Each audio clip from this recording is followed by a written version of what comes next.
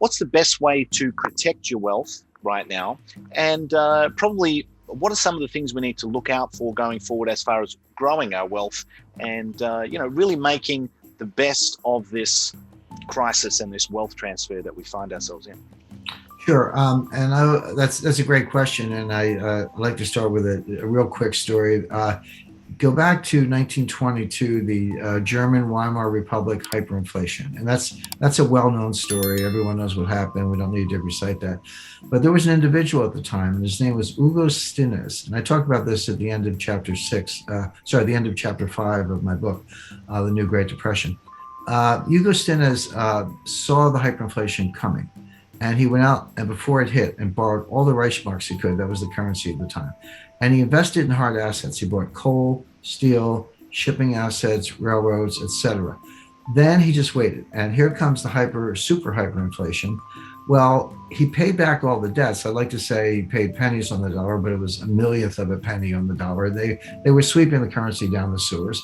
But he went through the exercise of paying back his debt with this worthless currency, and he kept the assets. And he became the richest man in Germany. And I don't speak German, but his nickname was the Inflationskönig, which means the inflation king. So the point of the story, and it's a true story, you can look up Hugo Stinnes. The point of the story is even in the greatest hyperinflation in the history of developed economies, in the history of the world, this guy became the richest man in Germany because he saw it coming and he did the right thing. So the point I make to investors is that you're not helpless. We're in hard times. They may get worse in some ways, but you don't have to curl up in the ball. There's always something you can do to go out and at a minimum preserve wealth and even better prosper and make some money. So let's get specific about that. The first thing, and I hate cliches, this is going to sound like a cliche, but it's important to explain what it means, is you need to have diversification. Now that sounds obvious. Every economics teacher will say you have to diversify your assets, but people don't really understand it. I've run into investors and they say, well, I'm highly diversified. I've got 30 separate stocks in 10 sectors. I've got semiconductors, consumer non-durables, utilities, et cetera. And I go, no, you're not diversified. You may have 30 stocks, but you have one asset class. It's called stocks, and they go up together and down together, and you're not protected at all. So by all means, have a slice in stocks. That's fine, but I recommend a significant slug of cash. And people go, well, cash has no yield, and why would you have cash, et cetera? But cash, first of all, if we have deflation, not inflation, cash could be your best performing asset because the real value of cash goes up in deflation. Your money is worth more, even though there's no yield, because it has more buying power. But more to the point, here's what's not well understood. Cash has embedded optionality. If you're the person, right now visibility is poor. We don't know exactly what's going to happen. I have a forecast, but you've got to really constantly update it. But as visibility improves, and we can see who's going to win the tug of war between deflation and inflation, if you're the person with cash, you can pivot. Maybe you want to buy more gold because here comes inflation, or maybe everything ends well and you want to buy more equities instead. Well, you can do that if you have cash. If you throw all your money in private equity, and you decide that's not such a good bet, good luck getting your money back from Henry Kravis. I mean, he's a great private equity manager, but he's not going to give you your money back early. You're stuck. So it's a good idea to keep some cash in reserve. Beyond that, some alternatives, some room for private equity, room for venture capital. I highly recommend residential real estate in what I call go-to locations. Let me just explain that briefly. Right now, we're seeing it in the United States, but I don't doubt you're seeing it in Victoria and Melbourne and elsewhere. People are getting out of the cities. I mean, cities have always been a trade-off. On the one hand, there's noise and pollution, a certain amount of crime and high taxes and all that. But on the other hand, you have museums and cultures and great restaurants, and there's a lot of buzz, and people find it very attractive.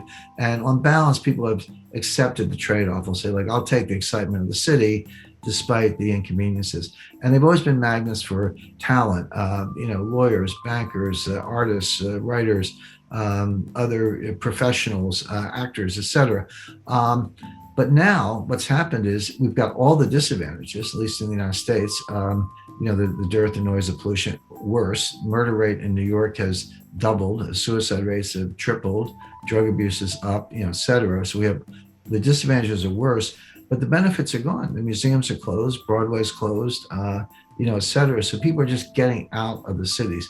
And so residential real estate in places like Los Angeles, New York, San Francisco, Seattle, elsewhere, and I dare say Melbourne, are actually collapsing. But you say, where are they going? In the United States, they're going to Miami, Nashville, Tennessee, Austin, Texas, Boise, Idaho, Phoenix, Scottsdale, and some other kind of magnet cities. So basically, residential real estate in the places where people are going. Miami is red hot right now. Phoenix, red hot. Austin, same thing. So there are good opportunities there. Commercial real estate, forget it. It's nowhere near the bottom. Probably wouldn't even look at it for maybe another year. And then finally, gold. I recommend 10% gold. People, I talk about gold all the time, and people always want to put words in your mouth, and they go, well, Jim Rickards says, sell everything and buy gold. I've never said that. I don't believe that. It's not the end of the world. We'll get through it. We'll muddle through. But 10% gold, yeah, that's a good piece to have. It's your inflation protection, obviously. It's also, if it's physical gold, it's a non-digital asset. If it's gold miners, it's a leverage bet, so you can make even more money. But people don't understand that gold does very well in deflation. In 1929 to 1933, the longest period of sustained deflation in U.S. history, gold went up 75%, from $20 an ounce to $35 an ounce. There's a reason for it. That's going back to what I said earlier. Governments get so desperate in deflation that they devalue the dollar and raise the dollar price of gold to get inflation. So gold ends up being the vehicle to break the back of deflation, which they have to do. So gold does well in just about every state of the world. In conclusion, as we navigate the complexities of today's economic landscape, the wisdom of historical experiences guides us towards sound wealth protection strategies. The story of Hugo Stinnes during the Weimar Republic's hyperinflation serves as a powerful reminder that even in the face of economic challenges, strategic decisions can lead to wealth preservation and prosperity. Diversification takes center stage as a misunderstood yet crucial aspect of building a resilient portfolio. Genuine diversification goes beyond superficially spreading investments, and our exploration has shed light on what it truly means to safeguard wealth. The often underestimated role of cash emerges as a key player, offering not only stability during times of deflation but also the flexibility to pivot as economic conditions evolve. Real estate in strategic locations, venture capital, and a calculated allocation to gold round out a comprehensive approach to wealth management. As we confront the uncertainties of the financial landscape, these insights aim to empower investors to make informed decisions, whether they're protecting existing wealth or seeking opportunities for growth. The path forward may be uncertain, but armed with knowledge and a diversified strategy, investors can navigate these waters with confidence and resilience. If you found value in today's insights and strategies for protecting and growing your wealth, don't forget to show your support by giving this video a thumbs up. Your likes and comments are not only appreciated but also contribute to spreading valuable financial knowledge. For more content on navigating the intricate world of finance, wealth management, and economic insights, make sure to subscribe to our channel.